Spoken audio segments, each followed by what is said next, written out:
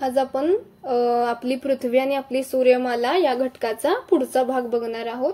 आपण मागील भागात काय काय बघितलं, मागील भागात आपण बघितलं तारे म्हणजे काय, ग्रह म्हणजे काय आणि आपली सूर्यमाला कशी आहे, आपली पृथ्वी कशी आहे आणि सर्व ग्रहांबद्दल आपण चर्चा केलेली आहे। आता आपण सूर्यमालेतील इतर खगोलीय वस्तूंचा अभ्यास करूया।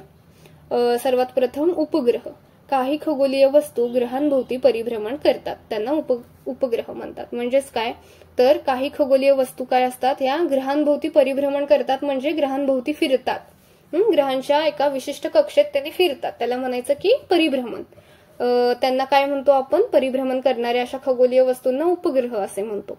उपग्रहांनाही सूर्यापासूनच प्रकाश मिळत असतो, म्हणजेच उपग्रह कसे असतात, स्वयंप्रकाशित नसतात, त्यांनाही सूर्यापासूनच प्रकाश मिळत असतो। जसं की चंद्र, आपल्या पृथ्वीचा उपग्रह कोण आहे, पृथ्वीचा उपग्रह आहे चंद्र। चंद्राला सुद्धा सूर्यापासूनच प्रकाश मिळतो।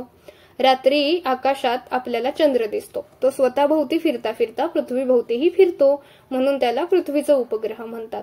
म्हणजेच काय तर चंद्र आपल्याला रात्रीच्या वेळीच का दिसतो, तर आपली पृथ्वी सुद्धा स्वतःभोवती फिरलेली असते, त्यामुळे आपल्याला पृथ्वीचा अर्धा भाग अंधारात दिसतो आणि आपल्याला सूर्य दिसत नाही।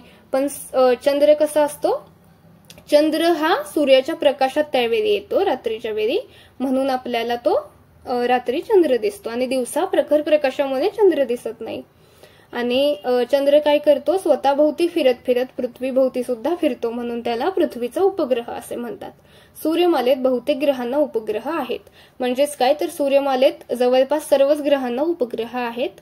ग्रह आपल्याला उपग्रहांसह सूर्याभोवती परिभ्रमण करतात। ग्रह काय करतात, आपापल्या उपग्रहांसह, म्हणजे त्यांचे जे उपग्रह आहेत, जसं आपली पृथ्वी चंद्रासोबतच सूर्याभोवती परिभ्रमण करते, तसंच काय तर इतर ग्रह सुद्धा आपापल्या उपग्रहांसहच सूर्याभोवती परिभ्रमण करतात। इथं आकृती दिलेली आहे बघा, पौर्णिमेच्या दिवशी दिसणारे चंद्राचे स्वरूप। आता आपण बघूया बटुग्रह म्हणजे काय। सूर्याभोवती प्रदक्षिणा घालणाऱ्या काही लहान आकाराच्या खगोलीय वस्तू आहेत। म्हणजेच काय, सूर्याभोवती प्रदक्षिणा घालणाऱ्या खूप लहान आकाराच्या सुद्धा खगोलीय वस्तू असतात, त्यांना बटुग्रह असे म्हणतात, म्हणजेच लहान आकाराचा ग्रह। यामध्ये प्रामुख्याने प्लुटो सारख्या खगोलीय वस्तूचा समावेश होतो। प्लुटो काय आहे, प्लुटो एक लहान ग्रह आहे, म्हणून त्याला बटुग्रह असे म्हणतात। सूर्यमालेत सर्वात शेवटचा ग्रह असतो बघा तो। बटुग्रह सूर्याभोवती स्वतंत्रपणे परिभ्रमण करतात। बटुग्रह कसे असतात, स्वतंत्रपणे परिभ्रमण करतात। बटुग्रहांना स्वतःची अशी कक्षा असते। आता आपण बघूया लघुग्रह म्हणजे काय। मंगळ व गुरु या ग्रहांच्या दरम्यान असंख्य लहान लहान खगोलीय वस्तूंचा एक पट्टा आहे। मंगळ आणि गुरु या ग्रहांच्या दरम्यान काय आहे, तर असंख्य लहान लहान खगोलीय वस्तूंचा एक पट्टा आहे। या पट्ट्यात काय आहे, खगोलीय वस्तूंना लघुग्रह असे म्हणतात। त्या पट्ट्यात जे जे खगोलीय वस्तू येतात त्या वस्तूंना काय म्हणतात, लघुग्रह असे म्हणतात। लघुग्रह हे देखील सूर्याभोवती स्वतंत्रपणे परिभ्रमण करतात। सूर्याच्या तुलनेत सूर्यमालेतील इतर खगोलीय वस्तू आकाराने खूपच लहान आहेत। आपल्याला पृथ्वीवरून सूर्य जेवढा दिसतो, खरं तर तो तेवढा नसतो, तो खूप मोठा असतो आकाराने। आपल्याला तो पृथ्वीवरून फक्त असं वाटतं की तेवढाच आकाराचा आहे, पण सूर्याच्या तुलनेत काय होतं, सूर्यमालेतील इतर सर्व खगोलीय वस्तू ज्या आहेत, आपली पृथ्वी आहे, चंद्र आहे, मंगळ आहे, हे सर्व लहान आहेत, कारण सूर्य खूप मोठा आहे। चंद्र पृथ्वीच्या सगळ्यात जवळ आहे, म्हणून तो सूर्यापेक्षा आकाराने खूप लहान असून सुद्धा आपल्याला मोठा वाटतो। चंद्र कसा आहे, सूर्याच्या मानाने खूपच लहान आहे, पण आपल्या पृथ्वीच्या जवळ असल्यामुळे तो आपल्याला खूप मोठा दिसतो। खाली आपल्या सूर्यमालेची आकृती दिली आहे, त्यात मध्यभागी सूर्य आणि त्याभोवती परिभ्रमण करणाऱ्या खगोलीय वस्तू व त्यांच्या कक्षा दाखवलेल्या आहेत। सूर्यमालेत ग्रह, उपग्रह, लघुग्रह, बटुग्रह यांचा समावेश होतो। इथं आपल्याला आकृती दिलेली आहे बघा सूर्यमालेची, आणि त्यात मध्यभागी सूर्य आणि त्याभोवती परिभ्रमण करणाऱ्या खगोलीय वस्तू दिलेल्या आहेत। आणि त्या कोणत्या कोणत्या वस्तू आहेत, उपग्रह, लघुग्रह, बटुग्रह या सर्व वस्तूंचा त्यात समावेश झालेला आहे। आता आपण बघूया, इथं आपल्याला सांगा पाहू मध्ये काय काय प्रश्न विचारलेले आहेत। सूर्यमालेच्या चित्राचे निरीक्षण करा व पुढील प्रश्नांची उत्तरे द्या। पहिला प्रश्न काय आहे, सूर्याच्या सर्वात जवळचा ग्रह कोणता। आता आपण बघूया सूर्याच्या सर्वात जवळचा ग्रह कुठला आहे, तर आपल्याला इथे सर्वात जवळ बुध दिसतो आहे बघा, म्हणजे सूर्याच्या सर्वात जवळचा ग्रह बुध हा आहे। आता आपण दुसरा प्रश्न बघूया, पृथ्वी सूर्यापासून कितव्या स्थानावर आहे। आता पृथ्वी कितव्या स्थानावर आहे, तर हे बघा इथे बुध आहे, इथं शुक्र आहे आणि इथं पृथ्वी आहे। पृथ्वीचा उपग्रह चंद्र पण दाखवलेला आहे. म्हणजेच काय, तर पृथ्वी ही 3ऱ्या स्थानावर आहे सूर्यापासून. आता तिसरा प्रश्न, पृथ्वी व बुध यांच्या दरम्यानचा ग्रह कोणता आहे? आपण आत्ताच बघितलं बघा, पृथ्वी आणि बुध यांच्या दरम्यान शुक्र हा ग्रह आहे. म्हणजेच पृथ्वी आणि बुधच्या मध्ये कोण आहे? शुक्र ग्रह आहे. तर शुक्र लिहूया आपण. मंगळ ग्रहाच्या कक्षेच्या बाहेर असणाऱ्या ग्रहांची नावे क्रमाने लिहा. आता मंगळच्या बाहेर कुठले कुठले येतात बघा. मंगळच्या बाहेर हे सर्व ग्रह येतात बघा. गुरु, शनी, युरेनस, नेपच्यून आणि प्लुटो. हे सर्व ग्रह कसे आहेत? मंगळ कक्षेच्या म्हणजे मंगळानंतरचे ग्रह आहेत. आता सूर्यापासून सर्वात दूरवरचा ग्रह कुठला? सूर्यापासून सर्वात दूरवर आहे प्लुटो. आपण मगाशी बघितलं, प्लुटो हा जो सर्वात लहान बटू ग्रह आहे तो सूर्यापासून सर्वात दूर असा ग्रह आहे सूर्यमालेतील, म्हणजे सर्वात शेवटचा. आता आपण गुरुत्वाकर्षण म्हणजे काय हे बघूया. खगोलीय वस्तूंमध्ये एकमेकांना स्वतःकडे खेचण्याची म्हणजेच आकर्षित करण्याची शक्ती असते. या शक्तीला गुरुत्वाकर्षण शक्ती असे म्हणतात. म्हणजेच काय, तर ह्या ज्या खगोलीय वस्तू आहेत या वस्तूंमध्ये काय आहे? एकमेकांना स्वतःकडे खेचण्याची म्हणजे स्वतःकडे आकर्षित करण्याची, ओढून घेण्याची अशी जी एक शक्ती असते त्या शक्तीला आपण गुरुत्वाकर्षण म्हणतो. जसं की झाडावरून पडणारे फळ असेल ते नेहमी खालीच पडतं, ते नेहमी जमिनीकडे येतं, पृथ्वीकडे येतं. का, तर पृथ्वीवरती गुरुत्वाकर्षण बल कार्यरत आहे. त्यामुळे कुठलीही वस्तू आपण वर फेकली, आकाशात फेकली, आपण चेंडू जरी वर फेकला तरी तो आपल्याला कसं कॅच करता येतो? काय येतो? तर आपल्या पृथ्वीवरती गुरुत्वाकर्षण बल आहे म्हणून तो परत जमिनीवर येतो, म्हणून आपण त्याला कॅच करू शकतो.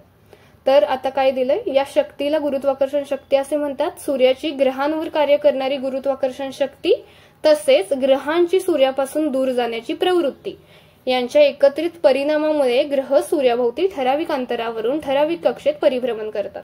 म्हणजे काय होतंय, आता सूर्य काय करतो? आपली जी गुरुत्वीय शक्ती आहे, जशी पृथ्वीवर आहे तशी सूर्यावर पण आहे गुरुत्वीय शक्ती, ती काय करतो? इतर ग्रहांवरती कार्यरत करतो. त्यामुळे तो इतर सर्व जे सूर्यमालेतील ग्रह आहेत ते आपल्याकडे खेचायला बघतो, ओढून घेतो. आणि त्या ग्रहांमध्ये काय शक्ती आहे, तर ते सूर्यापासून दूर जायला बघतात. त्यामुळे काय होतं? तिथं विरुद्ध बल कार्यरत होतं. एक सूर्य पण ओढतोय आणि ग्रह पण विरुद्ध बाजूने ओढतायत. त्यामुळं काय होतं? तिथं ताण निर्माण होतो आणि एक कक्षा तयार होते. त्यामुळे नेहमी सूर्यापासून दूर जाण्याच्या प्रवृत्तीमुळे काय होतं की तिथे एक कक्षा तयार होऊन सूर्याच्या कक्षेतच हे सर्व ग्रह फिरायला लागतात. त्यामुळे काय होतं की याच पद्धतीने उपग्रहही ग्रहांभोवती परिभ्रमण करत असतात. म्हणजेच काय, आता पृथ्वीचा उपग्रह चंद्र आहे, तसंच पृथ्वी सुद्धा चंद्राला आपल्याकडे खेचते आणि चंद्र सुद्धा विरुद्ध बाजूने बल लावतोय.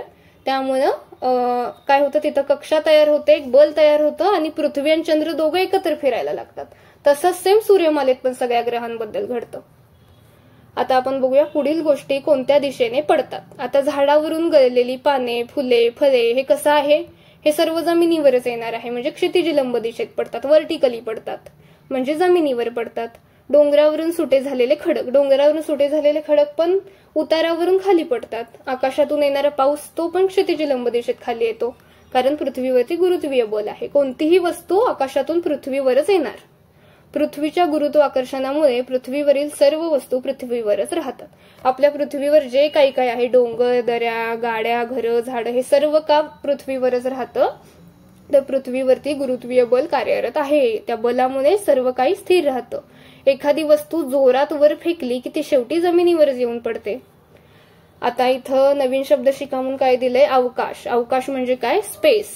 ग्रह, तारे यांच्या दरम्यान असणारी जी रिकामी जागा आहे म्हणजेच अवकाशालाच अंतराळ असे म्हणतात. आपण स्पेस हा शब्द रिलेट करतो बघा. म्हणजे ही जी रिकामी जागा असते या सर्व ग्रह ताऱ्यांच्या मध्ये ते म्हणजे स्पेस असतं. पृथ्वीपासून दूर आकाशात दिसणाऱ्या खगोलीय वस्तूंविषयी मानवाला नेहमीच कुतूहल राहिलं आहे. त्यासंबंधी संशोधन करण्यासाठी तिथपर्यंत जायला हवे असे त्याला वाटे. परंतु पृथ्वीवरून एखादी वस्तू अवकाशात पाठवण्यासाठी तिला पृथ्वीच्या गुरुत्वाकर्षणाच्या विरुद्ध शक्ती द्यावी लागते. त्यासाठी वापरात येणाऱ्या तंत्रास अवकाश प्रक्षेपण असे म्हणतात.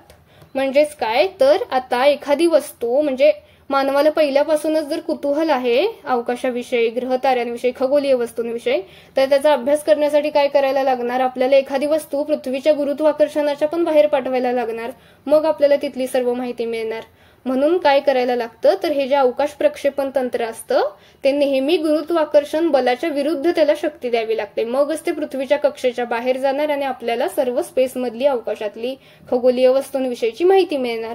त्या माहितीला काय म्हणायचं, त्या तंत्राला काय म्हणायचं, अवकाश प्रक्षेपण तंत्र असं. आता आपण पुढचा मुद्दा बघूया. पुढे काय दिलंय, माहित आहे का तुम्हाला म्हणून आपल्याला माहिती दिली आहे बघा इथे. भारतीय अवकाश मोहीम, इथं चंद्रयान हे पण दिलंय बघा, यान दिलंय बघा आपल्याला.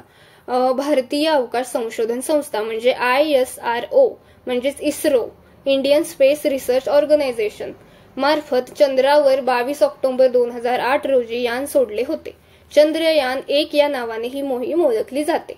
म्हणजेच काय, इस्रोनं काय केलं होतं, 2008 मध्ये 22 ऑक्टोबरला एक यान सोडलं होतं, त्याचं नाव होतं चंद्रयान, आणि ही मोहीम राबवली होती बघा इस्रोने. मंगलयान हा भारताचा आणखी एक महत्वाचा उपक्रम आहे. हा उपक्रम मॉम म्हणजे MOM म्हणजे मार्स ऑर्बिट मिशन या नावाने प्रसिद्ध आहे. म्हणजेच काय तर मंगलयान हे 2014ला झालं होतं बघा. आपलं इस्रोच असं होतं जे पहिल्या प्रयत्नात यशस्वी झालं होतं. मंगलयान म्हणून मिशन मंगल म्हणून मूवी पण आहे बघा या सर्वावर. मग काय आहे, मंगलयान हे भारताचा एक महत्वाचा उपक्रम होता आणि मॉम या नावाने प्रसिद्ध होता तो. 5 नोव्हेंबर 2013 रोजी मंगलयान हे मंगल ग्रहाच्या दिशेने झेपावले. हे यान मंगल ग्रहाभोवतीच्या कक्षेत 24 सप्टेंबर 2014 रोजी प्रस्थापित झाले. पहिल्याच प्रयत्नात इस्रोने हे यश प्राप्त केले आहे. भारताची ही दोन्ही याने मानवविरहित आहेत, म्हणजेच तिथे माणूस गेला नव्हता, हे फक्त यानांमार्फत केलं होतं. चंद्र व मंगळाच्या सखोल अभ्यासासाठी ही याने पाठवली होती. कशासाठी, चंद्र आणि मंगळ या ग्रहांचा आपल्याला सखोल अभ्यास व्हावा यासाठी. तर आपल्याला त्यांचे छायाचित्र पण दिलेत बघा, मंगलयान आणि मंगलयानाने काढलेले भारतीय प्रदेशाचे छायाचित्र. आता इथं काय दिलंय बघा, दिवाळीच्या फटाक्यांमध्ये रॉकेट नावाचा फटाका असतो. त्यात विस्फोटक पदार्थ ठासून भरलेले असतात. आपल्याला सर्वांना माहिती आहे की नाही, रॉकेट हा एक फटाका असतो दिवाळीच्या वेळी. रॉकेटमध्ये काय असतं तर विस्फोटक पदार्थ ठासून भरलेले असतात आणि त्याचे झपाट्याने ज्वलन होऊन खूप ऊर्जा निर्माण होते. आपण ज्यावेळी त्याला ऊर्जा देतो त्यावेळी काय होतं, त्याचं ज्वलन होतं आणि त्याला खूप तिथे ऊर्जा निर्माण होते बघा. आणि रॉकेटच्या रचनेमुळे फटाका ठराविक दिशेत वेगाने ढकलला जातो. म्हणजे काय होतं की ही जी त्याची रचना असं केलेली आहे, असं स्ट्रक्चर जे केलेलं आहे त्याचं, की त्याला आपण आग दिली किंवा आपण त्याला ज्वलन दिलं तर काय होणार की तो एका ठराविक दिशेत वर जोरात ढकलला जाणार, त्यामुळे तो अवकाशात झेप घेतो. तसंच सेम या यानांमध्ये पण झालेलं असतंय. अवकाशयानाचे अवकाशात प्रक्षेपण करण्यासाठी शक्तिशाली अग्निबाणांचा म्हणजेच रॉकेटचा उपयोग करतात. रॉकेटमध्ये प्रचंड प्रमाणावर इंधन जाळले जाते, त्यामुळे हजारो टन वजनाचे अवकाशयान अंतराळात नेले जाते. 20व्या शतकात जगातील काही देशांनी अवकाश प्रक्षेपण तसेच अवकाशयानासंबंधी तंत्रज्ञान विकसित केलेले आहे. शेकडो अवकाशयाने अंतराळात पाठवली. आपला देश अवकाश प्रक्षेपण तंत्रज्ञानाच्या विकासासाठी प्रसिद्ध आहे. आपला देश सुद्धा, भारत देश सुद्धा यात खूप प्रसिद्ध होत चाललाय बघा आणि खूप यश प्राप्त केलंय. काही अवकाशाने कायमचे अंतराळातच राहतात तर काहीही पृथ्वीवर परत येतात. काही अवकाशाने काय होतात, कायम अंतराळात राहतात आणि आपल्याला माहिती पाठवतात. काही पृथ्वीवर परत येतात तर काही दुसऱ्या ग्रहांवरती किंवा उपग्रहांवरती उतरवली जातात आणि काय होतं मग तिथली त्या ग्रहांबद्दलची माहिती ते पृथ्वीवरती पाठवत राहतात. काही मोहिमांमध्ये वैज्ञानिक सुद्धा अवकाशयानातून जातात आणि अंतराळवीर म्हणतात. हो, आपण ऐकलंय बघा, नील आर्मस्ट्रॉंग आहे, परत सुनीता विल्यम्स आहे, कल्पना चावला आहे, आपण त्यांना अंतराळवीर म्हणून ओळखतो बघा. आता माहित आहे का तुम्हाला म्हणून काय दिलंय, भारतीय अंतराळवीर राकेश शर्मा 1984 साली अवकाशात जाणारे हे पहिले भारतीय अंतराळवीर होते. इस्रो व सोव्हिएत इंटर कॉस्मॉस यांच्या संयुक्त अंतराळ मोहिमेसाठी अवकाश स्थानकात त्यांनी 8 दिवस वास्तव्य केले. म्हणजे त्यांनी काय केलं, त्यांनी अवकाशात 8 दिवस राहिले होते, म्हणजे स्पेसमध्ये राहिले होते. ते अवकाशातून भारताकडे पाहताना त्यांनी भारतीयांना सारे जहाजाचा हिंदुस्तान हमारा हा संदेश पाठवला होता. इथं आपल्याला अंतराळवीरांबद्दल माहिती दिलेली आहे बघा. आता इथं काय आहे, माहिती मिळवा म्हणून काय दिलंय, भारतीय वंशाच्या अंतराळवीर कल्पना चावला आणि सुनीता विल्यम्स यांचे कार्य. यांची माहिती आपण तुम्ही मिळवू शकता. कृत्रिम उपग्रह, शेती, पर्यावरणाचे निरीक्षण, हवामान अंदाज, नकाशे तयार करणे, पृथ्वीवरील पाणी, खनिज संपत्तीचा शोध घेणे व संदेशवहन करण्यासाठी कृत्रिम उपग्रह वापरले जातात. म्हणजेच काय, शेती, पर्यावरणाचे निरीक्षण, हवामान अंदाज, नकाशे तयार करणे हे सर्व, आणि हे सर्वांचा शोध घेण्यासाठी, या सर्वांची माहिती मिळवण्यासाठी काय झालेलं आहे, कृत्रिम उपग्रहांचा आपल्याला वापर करण्यात येतो, किंवा आपण त्यांचा चांगला वापर होतो या सर्व कामात. त्यांना सॅटेलाइट म्हणतात बघा. पृथ्वीभोवती एका परिभ्रमण कक्षेत ते स्थापित केले जातात, म्हणजे पृथ्वीभोवतीच्याच एका कक्षेत ते स्थापित केले जातात. कृत्रिम उपग्रह अनेक वर्षांपर्यंत पृथ्वीभोवती ठेवता येतात, म्हणजेच ते अनेक वर्ष पृथ्वीभोवती फिरत राहतात आणि आपल्याला ती माहिती पाठवत राहतात. हे नेहमी लक्षात ठेवा. पृथ्वीसारखी सजीव सृष्टी असलेला एकही ग्रह अवकाश संशोधकांना अद्याप आढळलेला नाही. म्हणजे आपल्या पृथ्वीवरती योग्य हवामान आहे, ऋतू आहे, सर्व समान आहे, इथं गुरुत्वीय बल आहे, पाणी आहे, त्यामुळे पृथ्वी ही राहण्यासाठी योग्य झाली आहे, सर्व सजीवांसाठी, प्राण्यांसाठी, माणसांसाठी. त्यामुळे काय होतं, पृथ्वीसारखा अजून दुसरा कुठला ग्रह आपल्याला अजून सापडलेला नाहीये, कुठल्याच शास्त्रज्ञांना अजून तो सापडलेला नाहीये. त्यामुळे आपली पृथ्वी हा एक अनमोल ग्रह आहे. पृथ्वीवरील पर्यावरणाची कोणत्याही कारणाने होणारी हानी सजीव सृष्टीच्या ऱ्हासाला कारणीभूत ठरते. म्हणजेच आपण पृथ्वीची हानी होईल, पर्यावरणाची हानी होईल असं कुठलंही कृत्य केलं नाही पाहिजे. आपल्या पृथ्वी एक अनमोल ग्रह आहे, आपण त्याला जपलं पाहिजे. आता आपण काय शिकलो हे बघूया आपण. सूर्य हा तारा आहे. सूर्यमालेतील इतर सर्व खगोलीय वस्तूंना सूर्यापासून प्रकाश मिळतो. सूर्य व त्याच्या भोवती परिभ्रमण करणारी पृथ्वी, इतर 7 ग्रह, उपग्रह, बटुग्रह आणि लघुग्रह यांना एकत्रितपणे सूर्यमाला असे म्हणतात. गुरुत्वाकर्षणामुळे पृथ्वीवरील वस्तू पृथ्वीवरच राहतात. अवकाश भ्रमण करण्यासाठी पृथ्वीच्या गुरुत्वाकर्षणाच्या बाहेर पडावे लागते. त्यासाठी अग्निबाणाचे तंत्रज्ञान वापरतात. आता इथं हा धडा संपलेला आहे आणि स्वाध्यायाची लिंक डिस्क्रिप्शन मध्ये दिलेली आहे.